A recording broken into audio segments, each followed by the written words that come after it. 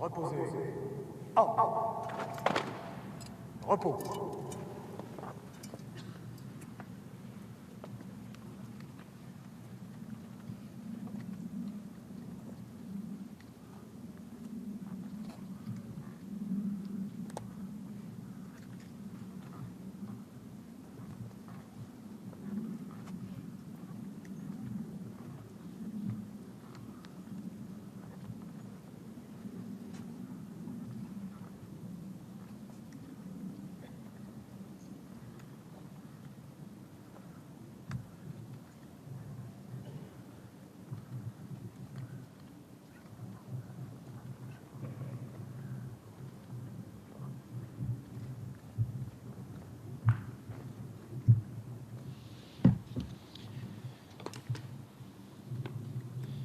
Monsieur le Premier ministre, Monsieur le Président du Sénat, Mesdames et Messieurs les ministres, Madame et Messieurs les Premiers ministres, Madame l'ambassadrice, Mesdames et Messieurs les parlementaires, Monsieur le grand chancelier de la Légion d'honneur, Monsieur le délégué national, Mesdames et Messieurs les membres du Conseil de l'Ordre de la Libération,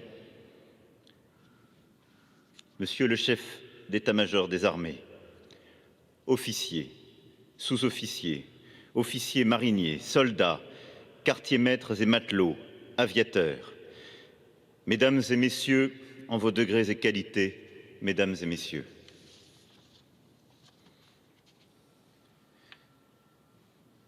La vie d'Hubert Germain est une anthologie d'engagement et de courage.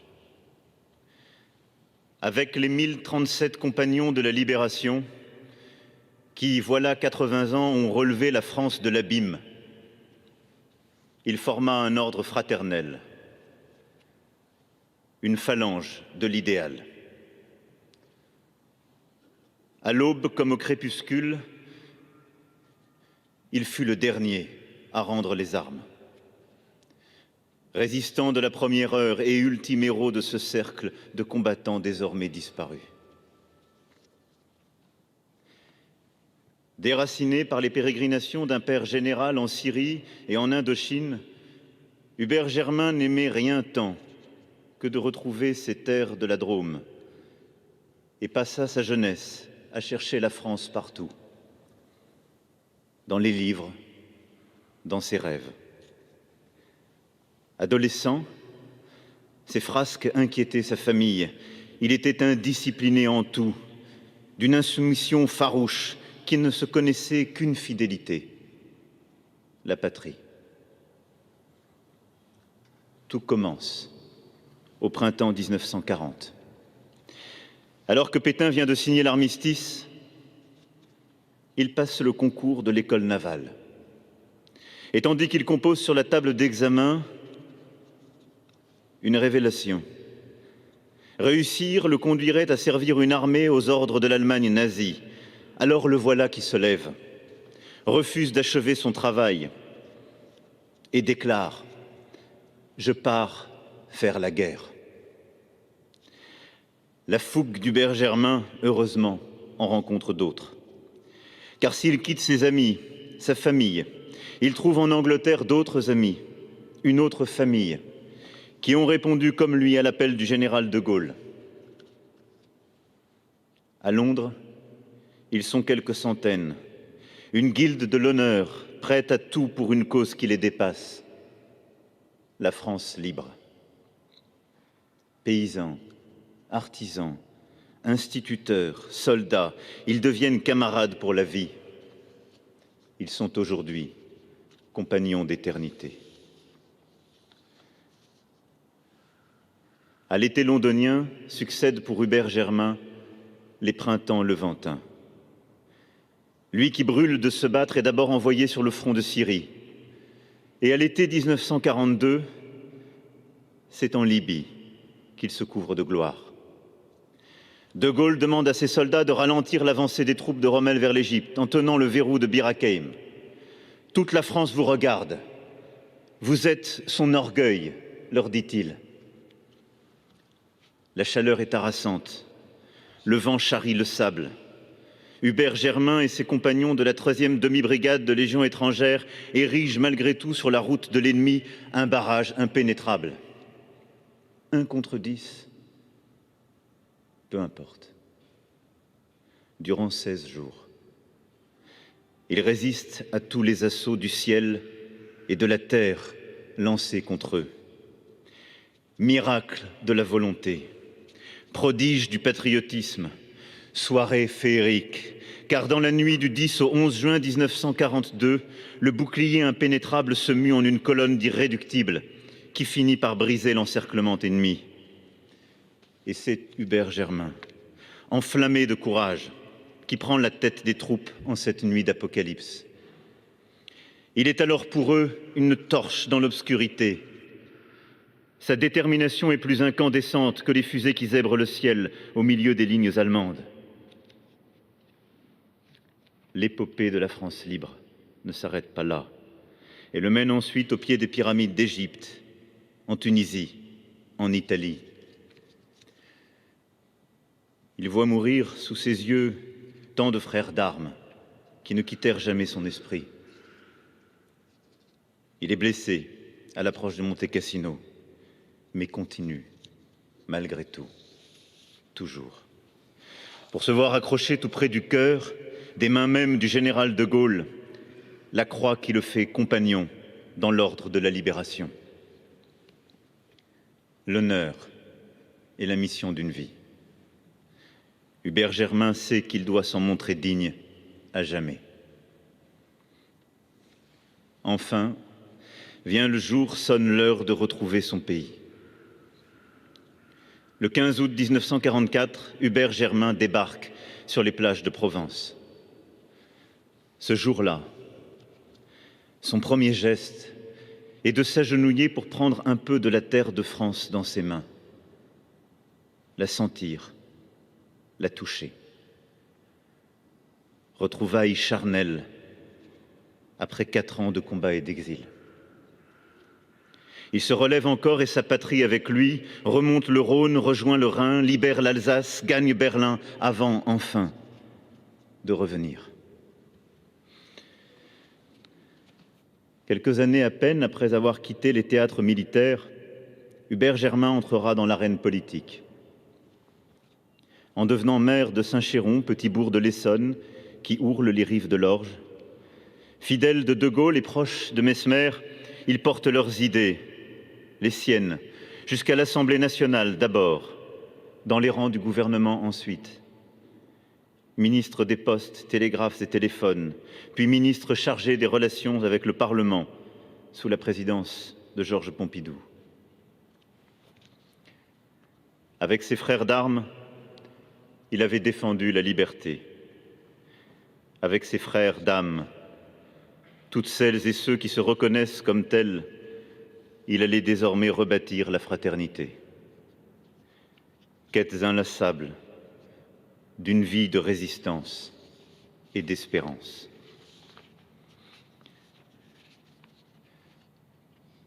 Ces dernières années, Hubert Germain était devenu le gardien du flambeau qu'avait allumé le général de Gaulle. Ultime reconnaissance de ses frères d'armes, il avait été fait caporal-chef d'honneur de la Légion étrangère il y a quelques semaines. Dernier chancelier d'honneur de l'Ordre de la Libération, il en a attisé les braises ardentes jusqu'à son dernier souffle. Elles ne s'éteindront pas avec lui. Hubert Germain reposera dans la crypte du Mont Valérien, scellant ainsi l'histoire des 1038 compagnons. Nous avions des convictions philosophiques, politiques et religieuses différentes, voire opposées. Mais nous avons su nous rassembler pour la cause sacrée de la liberté de notre patrie. Tels étaient ces mots. Alors oui, l'ordre de la libération lui survivra, indépendant et fidèle à son histoire. J'en fais ici le serment. Mon lieutenant, ces derniers mois, vous avez livré votre ultime combat, Votre courage et votre dignité face à la mort furent une leçon pour nombre d'entre nous. L'humilité et les doutes vous ont accompagnés. Et vous êtes devenus chaque jour un peu plus l'incarnation même de tous vos compagnons, vibrant de cette flamme première, celle de l'amour de la France et du service de la patrie. Alors, en ce jour, le silence millénaire de l'esprit de résistance et de l'acharnement français vous accompagne.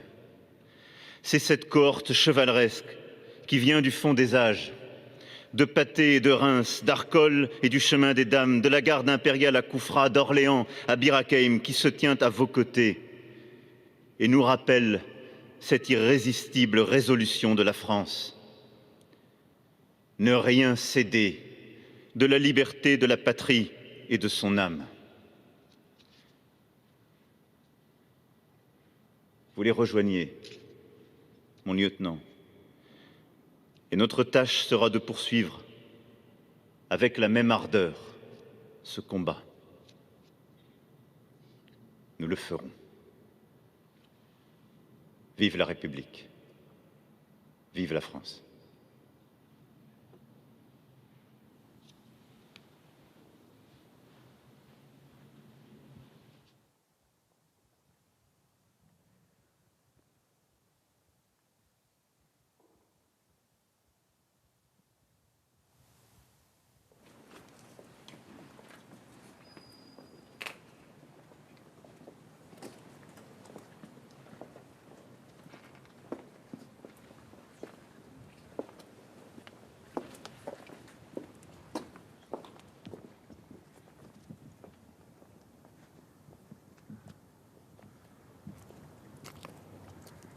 Garde.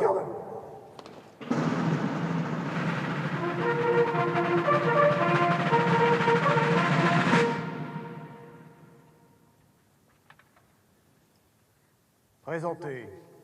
Homme. Aux morts.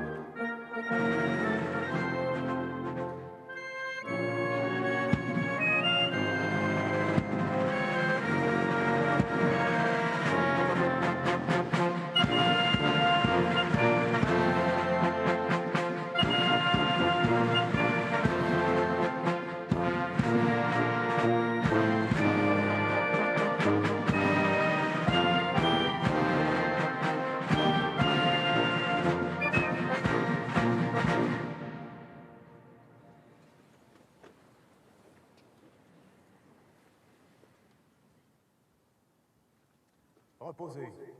Armes.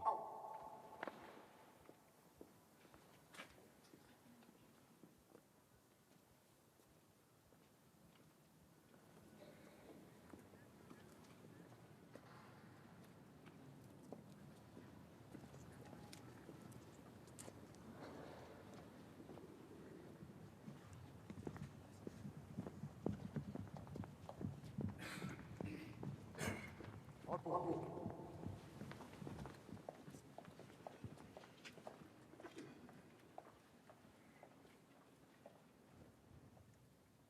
Garde-vous.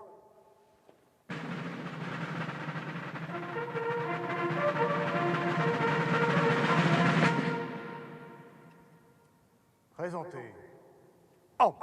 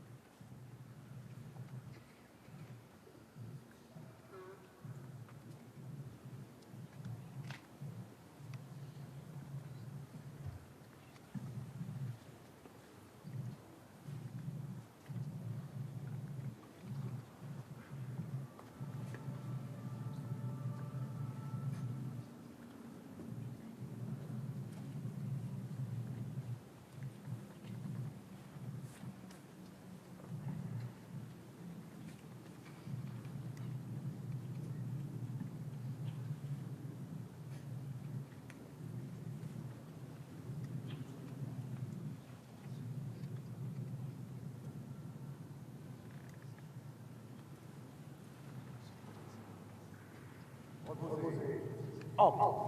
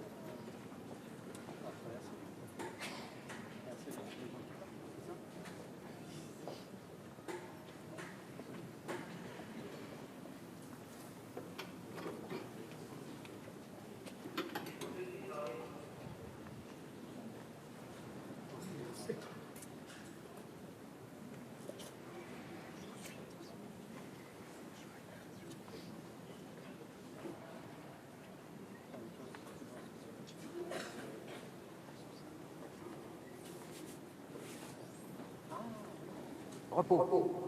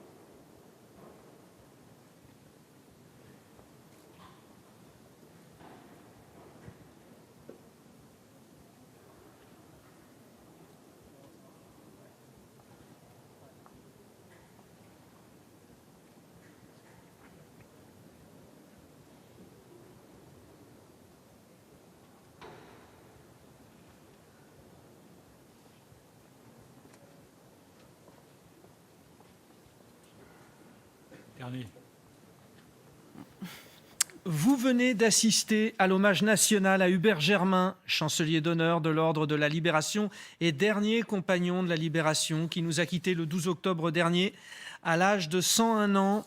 Avec nous en plateau, ils étaient présents pour cette édition spéciale avant pour vous présenter l'histoire fabuleuse d'Hubert Germain, qualifié d'une anthologie d'engagement et de courage par le président de la République. Avec nous donc pour revenir sur cette cérémonie, Aurélie Luneau, historienne, professeure associée à Sciences Po, le général Bruno Darry, Fabrice Dalméda, historien et professeur à l'université Paris 2 Panthéon-Assas, Patrice Duhamel, éditorialiste politique, et Marie Chantray. Une réaction, mon général Bruno Darry, déjà, avec la présence très symbolique de la Légion étrangère. Ce sont les légionnaires qui ont porté le cercueil d'Hubert Germain. C'est plus que symbolique, je crois. C'est parce qu'il était vraiment attaché à la 13e DBLE. Quand on le voit en photo, alors qu'il est pensionnaire aux Invalides, il met toujours son béret vert. Il était vraiment attaché. C'était vraiment le souvenir de son engagement armé ou de son engagement militaire pour la France. C'était dans les rangs de la Légion étrangère. Donc une cérémonie selon le cérémonial traditionnel, avec 2-3 petits clins d'œil à la Légion étrangère, Quand le cercueil arrive, donc, on joue le salut au caïd, c'est-à-dire le salut au chef, en la Légion étrangère, et puis suivi du boudin. Et puis le départ, la sonnerie des adieux, parce qu'on dit adieu à Hubert Germain. Mais sinon, toute une cérémonie selon le protocole républicain, le protocole militaire. Patrice Duhamel, lorsque le président de la République évoque le parcours d'Hubert Germain, il cite l'une de ses phrases « Nous avons su nous rassembler ».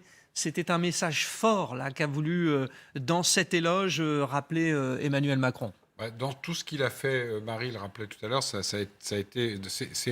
C'est l'un des ADN forts du quinquennat d'Emmanuel Macron. Et très vite, parce que ça démarrait dès juin 2017 avec un discours très important au Radour-sur-Glane. Puis après, il y a eu l'anniversaire du Veldiv, etc. Beaucoup de discours sur lesquels il travaille. Il y a la trame qui est faite par sa plume, Jonathan Guémas, mais lui, il travaille énormément personnellement à ses discours mémoriels. Et il y a toujours deux choses qui reviennent, c'est l'unité, donc là, la cohésion nationale, le rassemblement, ce qu'il a évoqué, avec toujours une connotation, bien entendu, à usage interne et contemporain. Et puis, il y a ce que j'appellerais l'évocation de l'héroïsme français. Très souvent, il rappelle les grandes batailles, les grandes victoires, etc. Et là, on a encore eu ça, évidemment, puisque c'est lié notamment au parcours exceptionnel, vous l'avez dit, d'Hubert Germain. Marie Chantret, un mot sur la présence des politiciens. On a vu notamment Marc Fesneau, qui est aussi ministre chargé des relations avec le Parlement, comme l'a été d'ailleurs Hubert Germain. C'est un message là aussi, de par leur présence finalement, de tout ce que représente Hubert Germain, de la justice à bien sûr l'armée, c'est évident, mais là aussi la présence de chaque ministre est importante. Oui, je pense qu'en effet c'est le souhait du gouvernement d'Emmanuel Macron, par leur présence aujourd'hui, de rendre hommage à la carrière d'Hubert Germain qui, on le sait, est éminemment représentant de Gaulle. Et on le disait, aujourd'hui, beaucoup d'hommes politiques y font référence. Je voulais juste revenir sur les mots d'Emmanuel Macron. On s'interrogeait sur ce qu'allait devenir l'ordre de la libération. Le chef de l'État le dit aujourd'hui. L'ordre de la libération lui survivra. J'en fais ici le serment. Se projette aussi dans un temps beaucoup plus long, ce qu'il fait régulièrement en tant que président sortant, certainement candidat, mais voilà, l'ordre de la libération aujourd'hui est une priorité parce que pour les mémoires, pour la jeunesse, ne pas oublier, l'ordre de la libération fait partie de ces outils-là pour transmettre. Alors je le rappelle pour ceux qui n'étaient pas avec nous en tout début de cette édition spéciale, 1038 personnes sont membres de l'Ordre de la Libération, 6 femmes, 60 étrangers, 271 l'ont été à titre posthume, 5 communes, Paris, Grenoble, Nantes, Île-de-Saint et puis Vassieux-en-Vercors. Nous écouterons d'ailleurs le maire de Vassieux-en-Vercors après. Et puis 18 unités combattantes. On peut peut-être rappeler Fabrice Dalméda avec vous ou alors allez-y, Aurélie Luneau ou le général. Dites-moi, vous êtes tous très compétents pour intervenir. Alors Aurélie Luneau. En fait, sur les unités, je passerai effectivement la parole au général. Voilà. Mais par contre, on peut penser aussi que la mémoire va survivre grâce aux villes.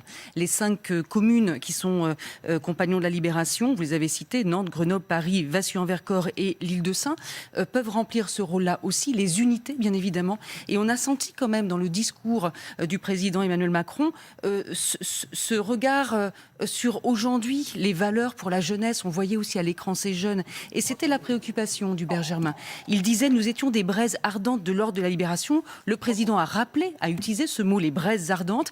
Et il avait écrit ceci, Hubert Germain, quand le dernier d'entre nous sera mort, la flamme s'éteindra, mais il restera toujours des braises. Il faut aujourd'hui en France des braises ardentes. C'est la justification de la vie, de l'idéal et de l'honneur des compagnons de la libération. Il était soucieux de la société et de son devenir, de l'avenir concrètement. Et c'est vrai qu'on peut imaginer que le musée de l'Ordre de la Libération va remplir ce rôle, bien évidemment. Mais les écoles aussi ont un rôle à jouer, et les communes et les unités. Alors nous avons parlé des hommes et des femmes. Parlons de ces unités combattantes, mon général. Oui, alors attendez, je fais une petite parenthèse avant. Eh bien, vous êtes le bienvenu, il n'y a aucun Alors, souci. Allez-y, Quand j'étais allez-y. gouverneur militaire de Paris, on a participé à l'enterrement du dernier poilu, Lazare Ponticelli. Oui. Une cérémonie avec ses obsèques, et de l'autre côté, le lendemain l'après-midi, etc. Et Donc là, pour la guerre 14-18. guerre de 14-18, c'était le dernier poilu. Et le souvenir de la guerre de 14 est toujours perpétué par la Flamme sur l'Arc de Triomphe. Donc, je suis président du comité de la Flamme. Donc, tous les soirs, vous avez des commissaires qui ravivent la flamme. Et aujourd'hui, et je rejoins ce que vous disiez, il y a plus d'élèves, d'étudiants, collégiens et tout ça, qui viennent raviver la flamme que d'anciens combattants. Là, on fait un gros effort. Moi, j'ai signé un protocole avec M. Blanquer. Comme ça, ils viennent régulièrement. Alors, il y a eu la pandémie qui a freiné un peu, mais on reprend. Et donc, tous les soirs à 18h30, on a des élèves, des classes, des collèges. Alors, on leur fait... J'ai des commissaires qui font un petit cours. Et après, ça. Donc, D'ailleurs, je me permets de vous interrompre, mais nous voyions beaucoup de conscience de l'importance du moment sur les visages des jeunes lors de la réalisation qui était proposée. Hein. Et alors, en plus, l'Arc de Triomphe, comme je dis souvent, c'est un lieu unique, magique, magnifique, mythique, mystique. Non, Pas assez de qualificatifs. Hein. Oui, non, c'est vrai, c'est magnifique. Quoi. Quand un chef d'État vient à une visite d'État, on leur propose toujours une petite photo avec votre épouse devant les... Ils disent jamais non. Et mon général, maintenant, tout le monde vous attend sur les 18 unités combattantes. Oui, alors là, ça va être... il y en a... Donc, dans l'ordre les compagnons de la Libération. Oui, donc, alors, la Légion, il y a la 13e DBLE, bien sûr, la première. Les légionnaires. Et puis, l'infanterie de marine, vous avez le 2e RIMA,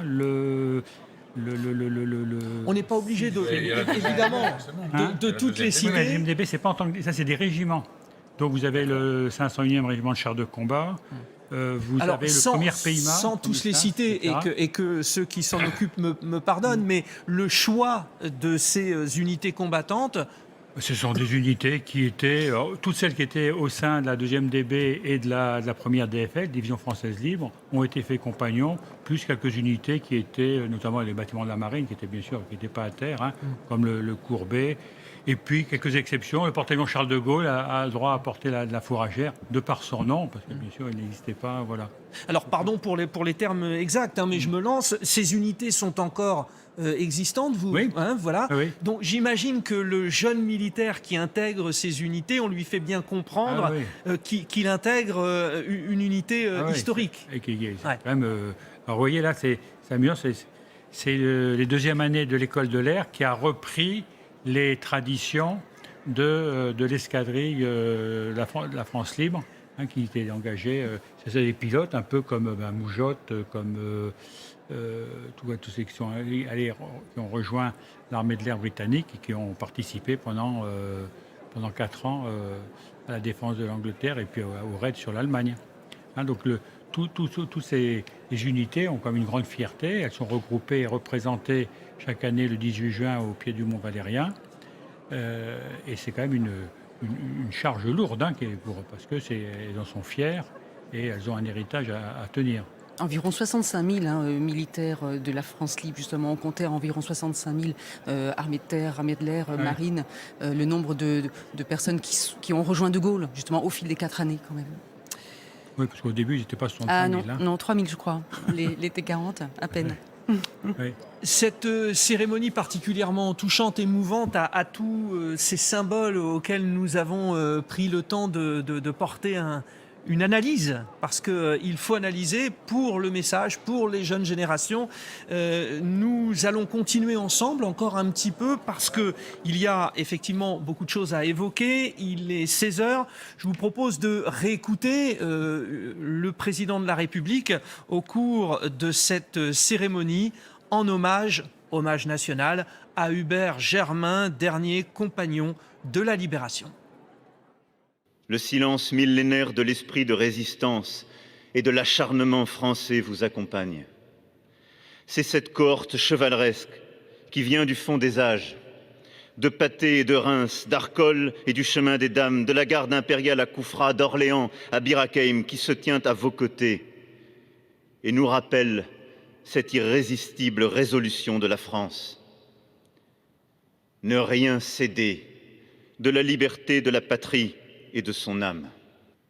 Vous les rejoignez, mon lieutenant, et notre tâche sera de poursuivre avec la même ardeur ce combat.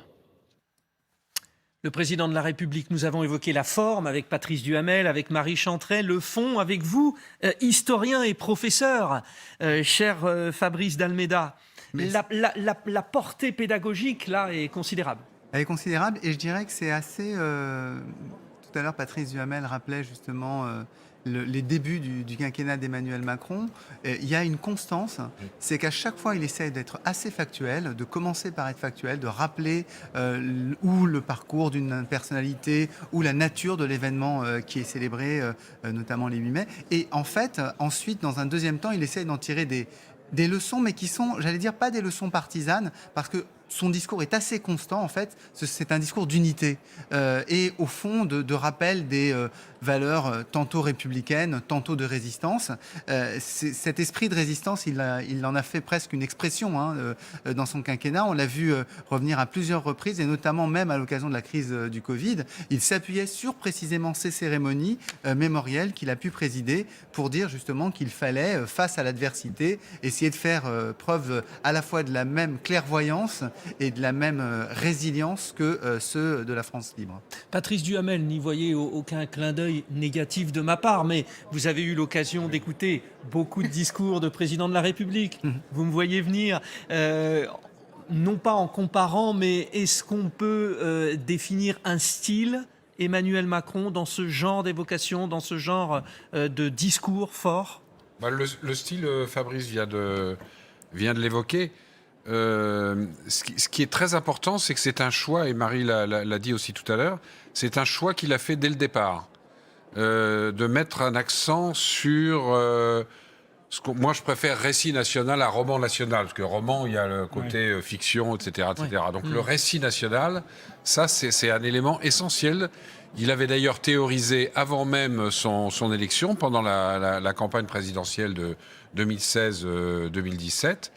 Il considère que c'est une prérogative centrale du président de la République de faire ce type de discours. Il en a fait sans doute plus encore qu'un certain nombre, non pas son prédécesseur, parce que compte tenu des circonstances dramatiques, François Hollande sur le terrorisme, il en a fait beaucoup. Et puis le bicentenaire. Voilà, exactement. Le centenaire de la Grande Guerre, les 70 ans de la Seconde Guerre mondiale. Hollande était pris dans des commémorations. Alors, ce qui est intéressant, c'est les politiques en parlent de temps en temps, et c'est peut-être intéressant, je prends pas votre place, mais de savoir ce que les historiens en pensent. Je vous regardais quand vous l'aviez, c'était avec plaisir. Pourquoi lui, Emmanuel Macron, il y a plusieurs thèses. Il y en a deux qui se dégagent. Il y a une thèse qui dit que c'est la manière d'évoquer l'identité nationale sans en faire un thème partisan de débat. Vous voyez ce que je veux dire ? On ne crée pas un ministère de l'identité nationale, mais à travers des grands moments de notre histoire, à travers des grandes cérémonies mémorielles, ça permet d'évoquer ce récit national. Être fédérateur. Et de bien montrer, parfois de manière subliminale, ce qu'est l'identité nationale. Alors il y en a d'autres qui sont peut-être un peu plus proches de la personnalité et de l'état civil du président, qui disent qu'il est tellement jeune. Et c'est vrai, aujourd'hui, il a 43 ans par rapport à certains de ses prédécesseurs qui étaient, je parlais du général de Gaulle, mais qui étaient beaucoup plus âgés. Et ça lui permet d'évoquer en même temps les racines dans ce récit national. Et voilà, puis par ailleurs, dernière chose, il s'est toujours passionné pour l'histoire. Et Marie Chantrey, ses conseillers, justement, parce que l'ancrage politique d'Emmanuel Macron a souvent été souligné parce qu'inexistant, il n'a pas de parti politique, il est sorti finalement sur la scène politique et publique que très récemment. Et en effet, cet enracinement dans l'histoire, cette volonté tout au long de son quinquennat, on l'a rappelé, de ces grands discours, de ces moments d'unité nationale, c'est aussi une manière de se raccrocher à son histoire à lui. Et on le rappelle, il y a cette cérémonie et le 11 novembre, il y aura à nouveau un grand discours, une grande allocution au Mont-Valérien où sera inhumé Hubert Germain. Ça va être aussi un grand moment, je pense. Et nous allons l'évoquer tout de suite. Je voudrais juste vous solliciter, mon général. Il y avait donc les distinctions d'Hubert Germain qui étaient portées. Alors, il y avait aussi son képi. Est-ce que vous pourriez nous rappeler finalement, très succinctement, les différentes décorations ? Oui, il y avait 3 coussins. Le premier coussin, c'est le grand cordon de la Légion d'honneur, correspond à le fait qu'il était Grand Croix de la Légion d'honneur depuis, je sais pas, 1 an ou 2, peu importe. Voilà, on le voit là sur la photo. Ensuite, les autres décorations, avec en premier l'ordre de la Libération. Oui, c'est cet ordre, cette médaille verte et noire là, qu'on voit, qui a été décernée donc aux 1038 compagnons, et c'est tout.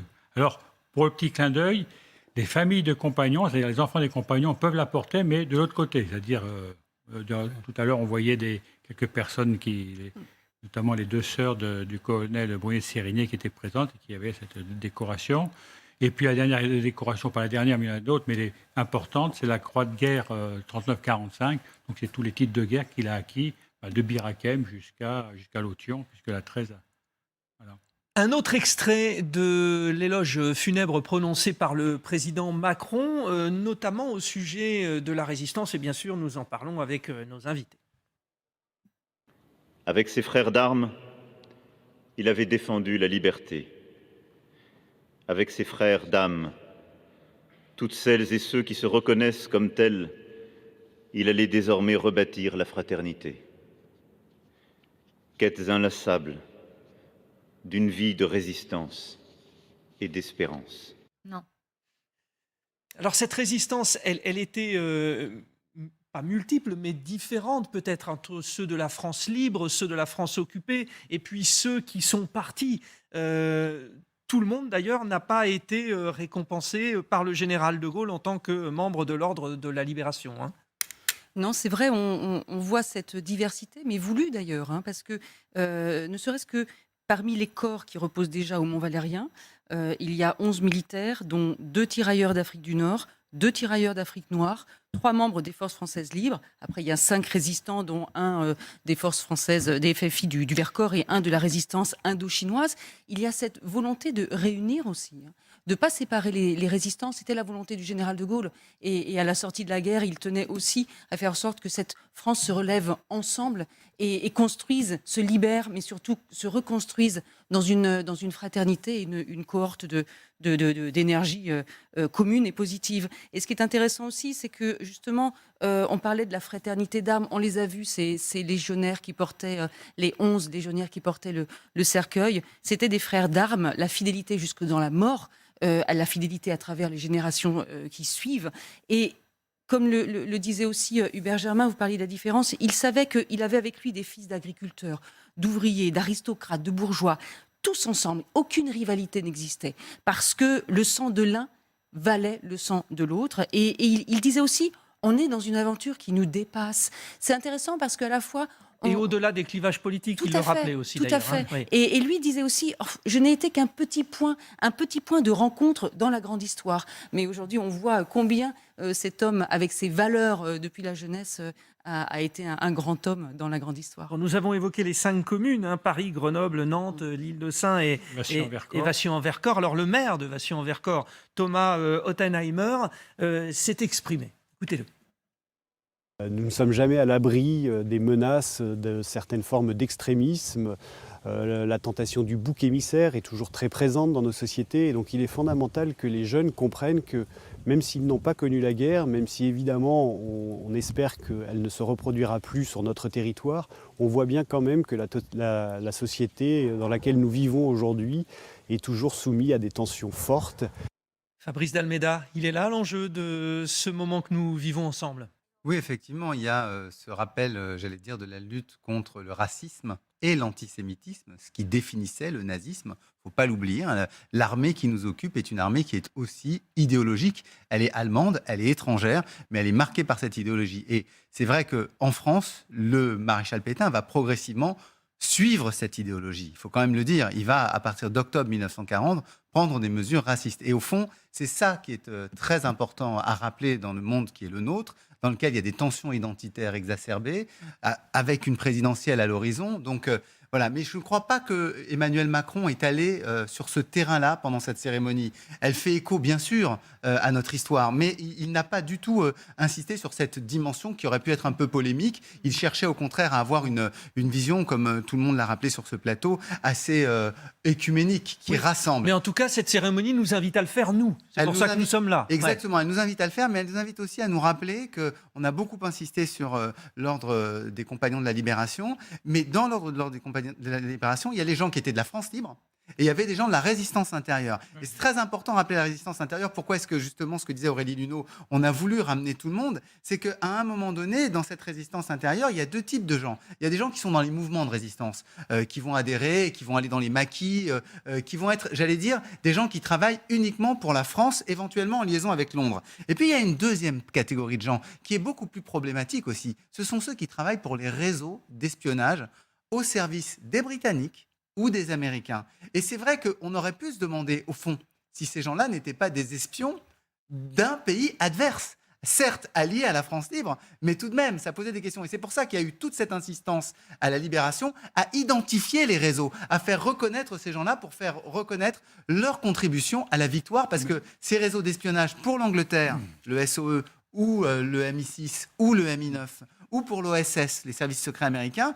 bien, il fallait montrer qu'ils avaient effectivement travaillé, pas seulement pour l'étranger, mais bien pour la libération de la France.